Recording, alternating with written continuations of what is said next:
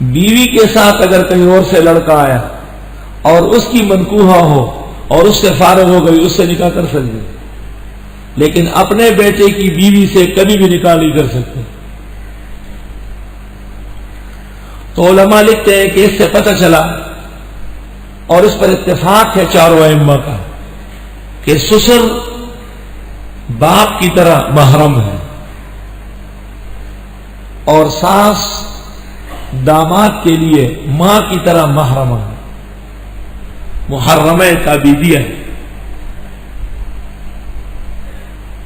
ہاں استثنائی صورتیں ہیں، جیسے فقہ میں لکھا ہے کہ بھائی ہے سگا مگر بے حیا و بے شرم ہے، خوبصورت بہن کو اس کے ساتھ نہیں رہنا، بیٹا ہے لیکن بہت بدچلن ہے، جوان ماں اس سے پرہیز کرے۔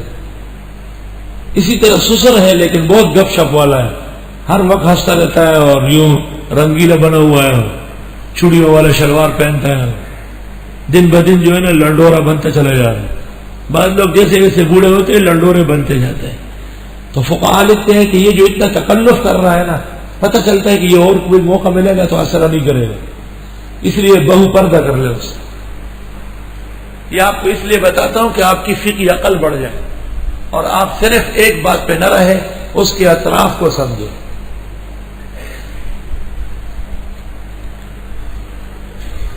اس زمانے کے وی سی آر اور ٹیلی ویژن دیکھنے والے بھائی اور ماموں، چچے اور تایا اور بے تکلف قسم کا باپ ایک دیندار بچی کو اور ایک شریف اور عفیفہ بہن کو اور ایک عزت اور احترام اور حجاب والی بہو کو ایسے سسر اور بھائی اور رشتہ داروں سے پردہ کرنا واجب ہے۔ استغفر اللہ استغفر اللہ۔ چند مہینے پہلے ایک شخص یہاں آیا، میرے ساتھ بیٹھ گیا، کہنے لگا کہ اگر ایک شخص سے اپنی بیٹی حاملہ ہو گئی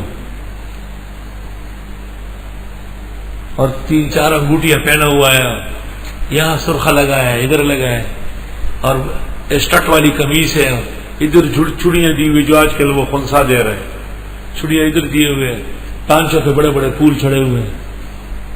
میں نے کہا کہ ایسا شخص تو قتل کرنے کا لائق، یہ کون قتل کرے گا؟ میں نے کہا اگر اسلامی حکومت ہو یا مسلمانوں میں غیرت ہو۔ خیر بات اچھی کر کے جب اٹھنے لگا تو بتایا کہ وہ میں خود ہوں۔ اب کہا یہ ایک دفعہ نہیں ہوا، یہ کافی زمانے سے سلسلہ چل رہا ہے۔ یہاں تک اس ظالم کے منہ سے نکلا کہ اس نے کہا کہ وہ بچی بھی عادی ہو چکی ہے، اس کو بھی خواہش رہی تھی۔ اب انا للہ و انا الیہ راجعون، آسمان ٹوٹنے اور زمین پھٹنے اور پہاڑ اڑ جانے کا وقت ہے۔ تو مجھے فقہاء کی صداقت یاد آئی کہ ہمارے فقہ میں بعض مقامات پر کامل الفقہاء نے لکھا ہے کہ ان مواطن کے اندر خوف ہے، پردہ کرنا چاہیے۔ جیسے فقہاء نے ایک مسئلہ لکھا ہے کہ ایک شخص حج پر بیوی کو لے کے گیا اور وہاں طواف زیارت سے پہلے اس سے کوئی ناکردگی ہو گئی، حج ٹوٹ گیا۔ اگلے سال جب حج پر جائے تو پھر بیوی کو نہ لے جائے۔ اب فقہاء دوسرے نیچے درجے کے پوچھ رہے ہیں کہ بیوی کا بھی تو حج ٹوٹا ہے، تو وہ اپنے بھائی کے ساتھ بھیجے، بیٹے کے ساتھ بھیجے، کیونکہ شیطان کو ایک دفعہ موقع ملا ہے، وہ دوبارہ پریشان کر سکتا ہے۔ تو اس خوف اور خطر سے بچنے کے لیے حضرات فقہاء نے کہا ہے اگر مصمم عزم جزم اور توبہ قبول ہو چکی ہے لا حرج، کوئی حرج نہیں، لے چلے۔ اس عاجز اور فقیر کے نزدیک فقہ نام جزیات کا نہیں ہے بلکہ جزیات کے ساتھ متعلقات جاننے کا ہے، یہ یاد رکھو۔ ورب میرے معذر ما بپذیر، اے بسا آرزو کے خاک شدہ۔ اور اسلام کی جامعیت اور کمال جو ہے وہ فقہ ہے، یاد رکھو۔ آیات و حدیث پر جب فقہ نشر ہو جائے تو اس کا تمام رنگ سامنے آ جاتا ہے۔ وَحَلَائِلُ أَبْنَائِكُمْ، اور دلہنیں تمہارے بیٹوں کی، الذین، وہ بیٹے، من اصلابکم، جو تمہارے حقیقی ہیں، وہ بھی تم پر ہمیشہ کے لیے حرام، ماں کی طرح، بیٹی کی طرح، بہن کی طرح، بھانجی کی طرح، بھتیجی کی طرح، پھوپھی کی طرح، خالہ کی طرح حرام۔ وَأَن تَجْمَعُوا بَيْنَ الْأُخْتَيْنِ، اور یہ کہ جمع کرو دو بہنوں کو۔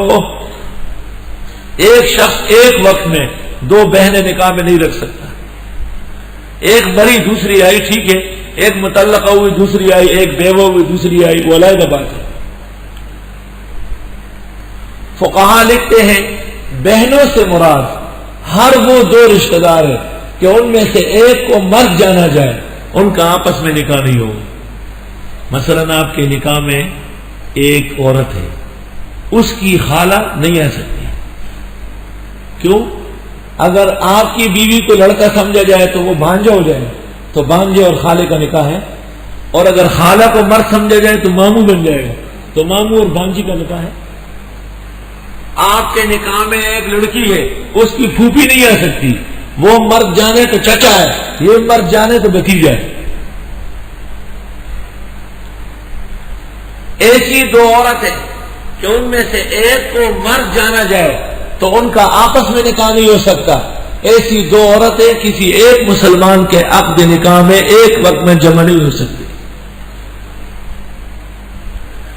وَأَن تَجْمَعُوا بَيْنَ الْأُخْتَيْنِ، اور یہ کہ جمع کرو دو بہنوں کو، الا ما قد سلف، مگر جو ہو چکا ہے سو ہو چکا ہے۔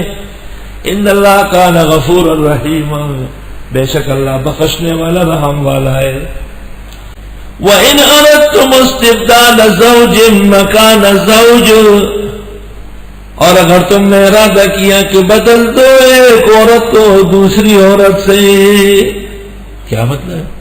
چار عورتیں ہیں، پانچویں کے ساتھ ساز باز ہو گئی، ایک کو نکالنا پڑے گا نا، ٹھیک ہے نکالو، لیکن وَآتَيْتُمْ إِحْدَاهُنَّ قِنْطَارًا، اور دے چکے ہو تم ان میں سے ایک کو سونے کا ڈھیر مہر میں، فَلَا تَأْخُذُوا مِنْهُ شَيْئًا، لینا نہیں اس میں سے تھوڑا بھی۔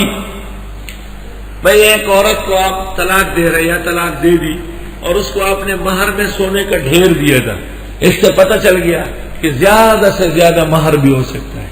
اللہ کسی کو توفیق دے اور وہ 1 من سونا دے، 10 من سونا دے تو دے نا، قرآن کہتا ہے کہ دے سکتا ہے۔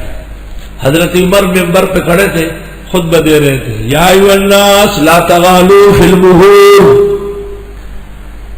اے لوگوں مہر دینے میں اور مقرر کرنے میں حد سے مت بڑھو، اگر اس میں بہتری ہوتی تو رسول اللہ کے بڑے بڑے مہر ہوتے۔